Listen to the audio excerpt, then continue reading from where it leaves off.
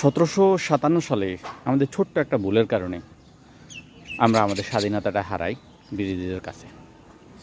ঠিক 100 বছর পর 1857 সালে সিপাহী বিপ্লব হয়। সেখানে আমাদের নিরীহ মানুষগুলোকে জগন্নাথ বিশ্ববিদ্যালয়ের সামনে হত্যা করে তাদের দীর্ঘদিন ঝুলিয়ে রাখা হয়, যাতে করে এই দেশের মানুষ ব্রিটিশদের বিরুদ্ধে সংগ্রাম করার সেই স্পৃহাটা না পায়।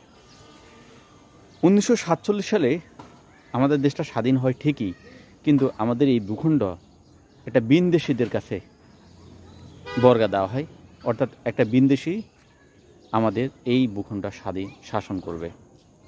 1971 সালে এই দেশ আমরা মুক্ত করি, কিন্তু করেও আমরা ঠিক আরেকটা বিনদেশীদের কাছে আমাদের দেশটা অদৃশ্যভাবে বর্গা দিয়ে রাখি।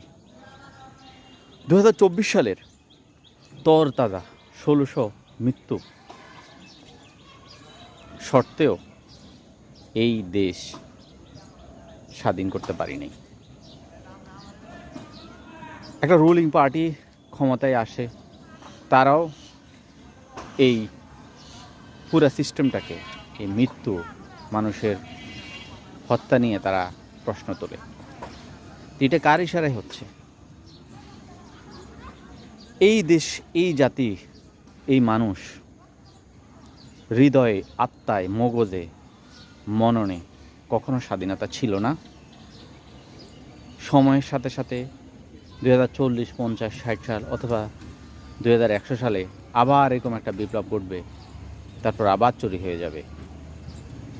আমাদের শুধু ব্যর্থতা আর অপমানের স্বাধীনতা আমরা সবসময় পাই। জানি না এই জাতি কবে ঠিক হবে, কবে নিজেদের স্বাধীনতা তাদের অর্জিত হবে, সেটা আল্লাহই ভালো জানে। দুঃখের বিষয়, কষ্টের বিষয়, বারবার বলতে হচ্ছে, আমরা যখন কোনো কিছু অর্জন করি, পিছন থেকে কেউ না কেউ আমাদের স্বাধীনতাটাকে চুরি করে নিয়ে যায়। এটাই বাস্তব।